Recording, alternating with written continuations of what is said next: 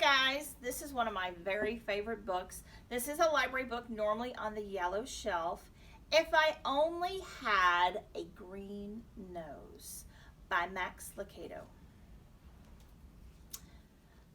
Lucinda and Punchinello looked out the window of Eli's shop. Like all the other Wemmicks, they were wooden people. But unlike the other Wemmicks, they weren't standing in line in the village below. "Look at all them," Punchinello exclaimed. "I don't understand it," Lucilla wondered. "Why would anyone want to paint his nose green?" "Because everyone else is," Eli responded without looking up from his workbench. Punchinello didn't understand. "What do you mean?" "Everyone wants to look like everyone else. Sometimes it's square hats. Sometimes it's tall shoes. Last year, the big thing was yellow ears. Now it's green noses. Everyone wants a green nose." "Does a green nose make you smarter?" Punchinello asked. "No." "Does a green nose make them stronger?" "No." "Does a green nose make them faster?" "No." "Then what does a green nose make them?" Eli looked up and smiled. "Greener." But the smile left as he looked out the window of the long line of Wemmicks. "They think they're happier if they look like everyone else. But I made them different on purpose. Freckles, long noses, bright eyes, dark eyes. These were my ideas. And now they all want to look the same." "Not me," said Lucinda. "I'm happy just the way you made me." "Me too," agreed Punchinello. "I don't need a green nose to feel special." Then he paused and looked out at the village. "But I would like to see how a green nose looks up close. You want to go?" Eli smiled as the two stood to leave. "Just remember, I made you different on purpose," he told them. From the street level, the line looked even longer, and the green noses even greener. Lucinda and Punchinello worked their way to the front of the crowd as they watched one Wemmick after another step into the nose coloring store and come out painted. "It's the latest and greatest thing," barked a Wemmick on the sidewalk.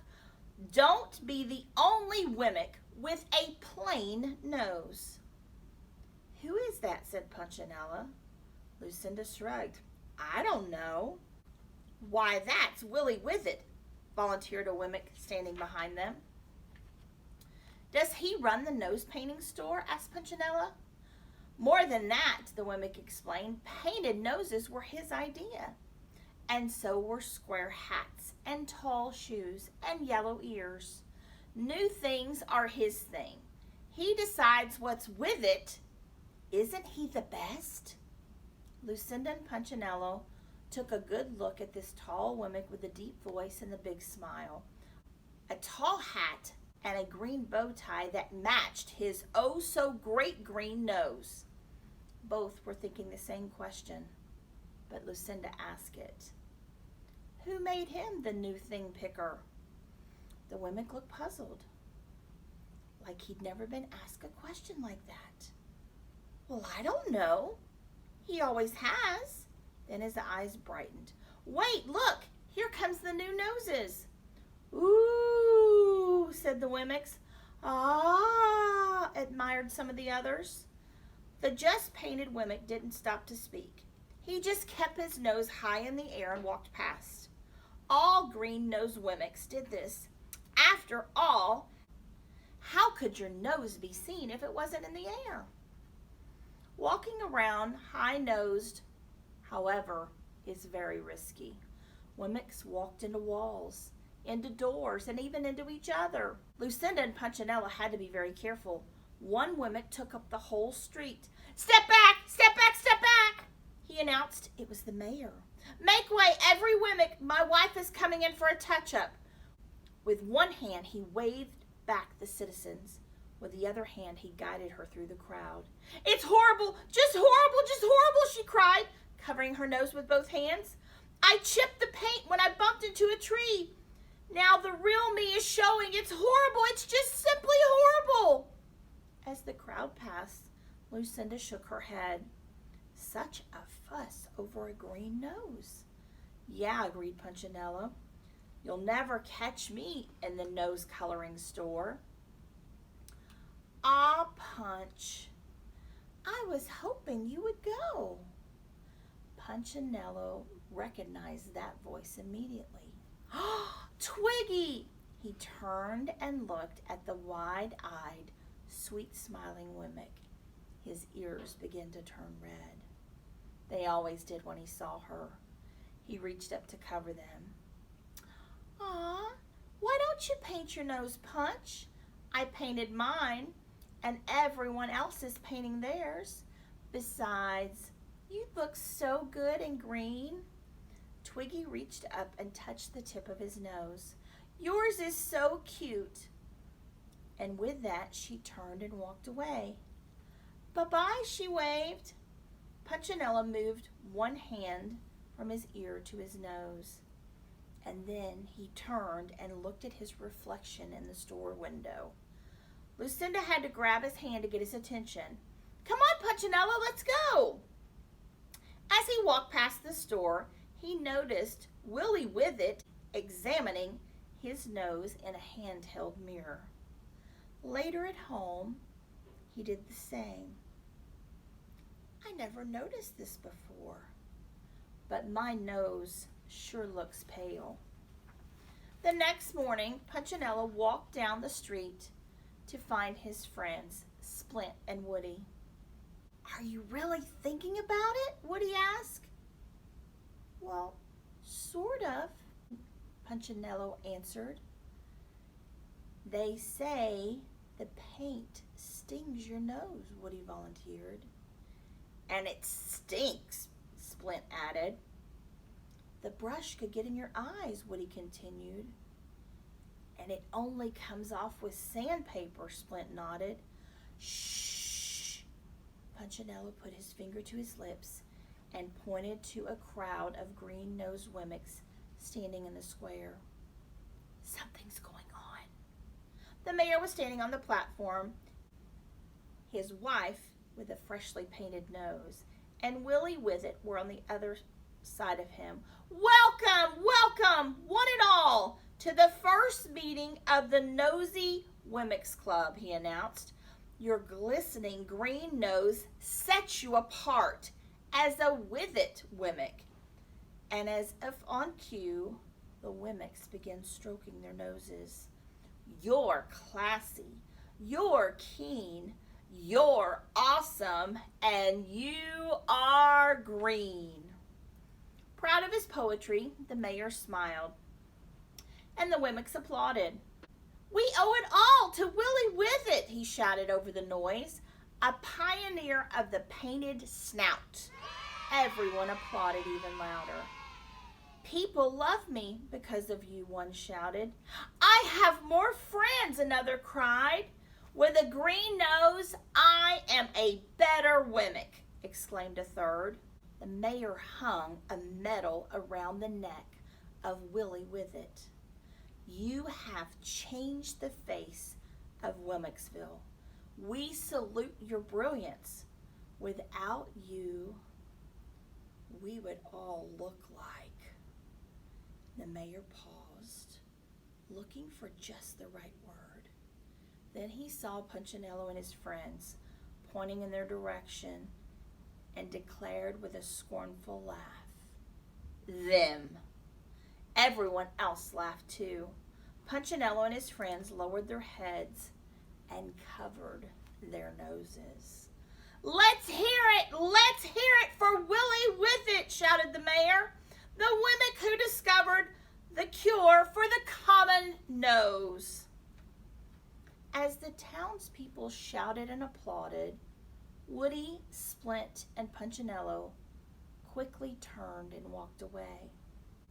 They didn't stop until they stood in front of the nose coloring shop. Within a matter of minutes, all three were painted and walking down Wemmick Lane. Hey, Punchinello, asked Splint, pushing his nose upward. I'm doing it right. Punchinello didn't look. I can't see. If I turn to look at you, my nose won't be in the air. Woo-wee! That was tough work, Woody added. Not only do you have to get painted, but you have to walk weird. Yeah, but doesn't it feel great to be with it? Punchinello asked. And for a few days they did. They hung out with the other green noses and made weekly visits to a nose curist for a nose polish. They bought nose gloves for cold days and nose umbrellas for rainy ones. And they read Willie Withet's new book, Winner by a Nose. Most of all, they enjoyed looking down their noses at the unpainted Wemmicks. One day when they were feeling especially smug, Splint said to Punchinello, I just can't even imagine who wouldn't have a green nose. Punchinello agreed. Anyone without a green nose is so what? A kind voice interrupted. It was Lucinda. Punchinello was embarrassed. I haven't seen you in a while, he said. You haven't seen anyone in a long time, she replied, except yourself. He started to speak, but he didn't. He was bothered by what she'd said, and he was even more bothered by what he saw. He saw it the next morning as the three were walking to Wemmicksville.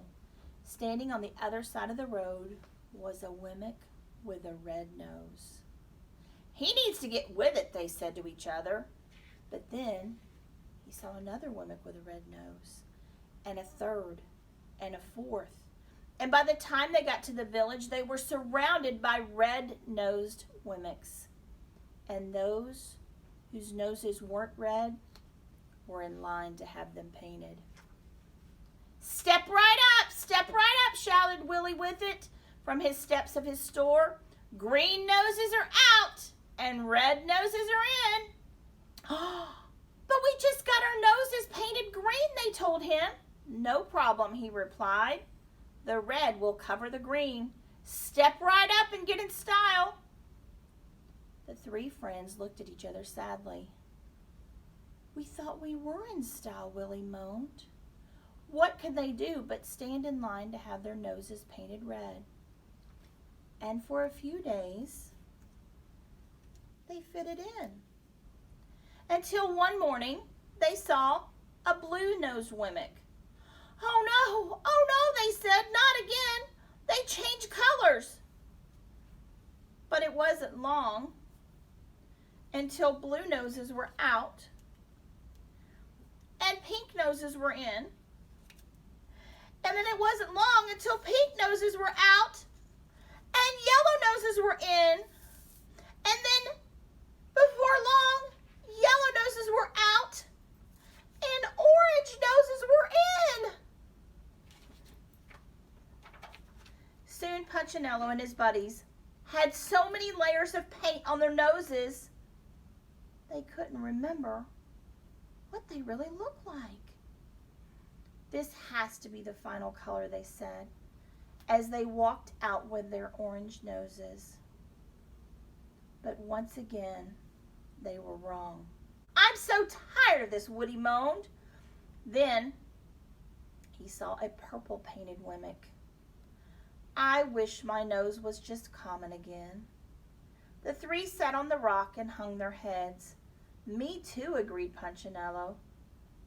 I really should have listened to Eli. Do you think he could help us? Well, why don't you ask him? The three turned around at the sound of a very familiar voice. Lucinda, they said. He asks about you every day, she told them. Is he mad? Punchinello wondered. No, he's sad, not mad. Punchinello looked up toward Eli's house on the hill. He told me to tell you to come, Lucinda spoke again. Could I take my friends? Well, of course. Will you please go with me? Certainly. And so the four began the long walk up the hill to Eli's house. When they reached the top of the hill, Eli stepped out of the wood shop and began walking toward them. He met them in the yard. One by one, he examined their noses. Huh, you've been trying to fit in, huh? Punchinello nodded.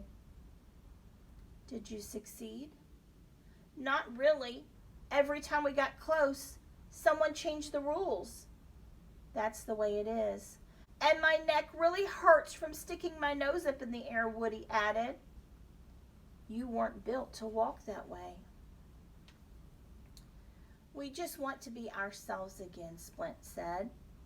I'm so very glad to hear that. Can we? Can we, they asked. Of course you can, Eli replied. I'll always help you be who I made you to be. Then he carefully reached in his pocket and pulled out a piece of sandpaper. But this is going to take some time. So Punchinello and his friends followed their maker into the shop, where he spent the rest of the day removing all the paint. It hurt to be sanded, but it was worth it to be normal again. The end. Guys, listen, when I read this story, it makes me think about God. The guy that wrote this is actually a pastor, a very good Christian guy, and he's written many books, especially for children. And you know, God designed each of us to be different. None of us look the same. Even twins are different in their personalities and their likes and their dislikes. And you know, God designed each of us to be fearfully and wonderfully made in His image and His way. So He doesn't want us to change or alter what He designed. He gave us exactly what He wanted. If He gave us brown eyes, He meant for us to have brown eyes. If He gave us green eyes, He meant for us to have green eyes. If He gave us, you know, maybe I have a friend who he cut his finger off doing a project. So he just has this much of a finger. Now he initially started with a full hand, but accidents and things happen in life. And you know, the only time in life that our bodies will be perfect is when we get to heaven. And that's when there's no sin, there's no disease, there's no sickness. And so, you know, maybe you're very talented with music. Maybe you're very talented in art. Maybe you're amazing in math. God gives each of us different talents and abilities, different special things about us, and He wants us to use them to glorify Him. I hope you enjoyed this story, and I hope that you love the nose God gave you. Have a great day.